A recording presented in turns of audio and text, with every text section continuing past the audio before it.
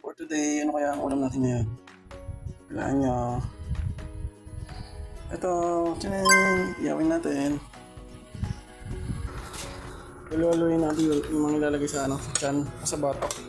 Hindi ko alam kung ano may kulang pa rito. Kaya ilagay na natin sa batok, makabuhay ka pa.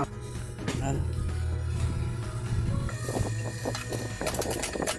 Siksikin natin. Tapos lagyan natin ng taktak.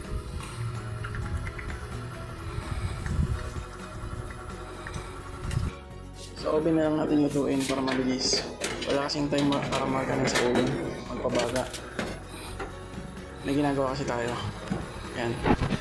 Hindi masyadong mainit. 180 lang siguro. 20 minutes. Balik rin natin mamaya after 20 minutes. Habang niluluto na yung bungos, gawa muna tayo ng sausawan. Sarap na sili at kalamansi. Tapos lagyan natin toyo. At kamatis. Yummy! Yummy!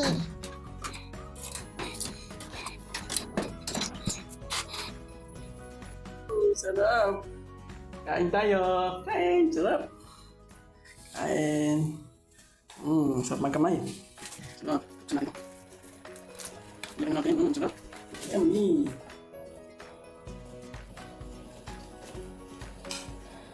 Yummy! Yummy!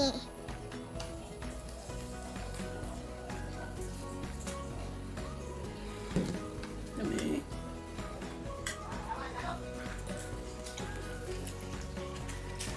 No, no, no, no.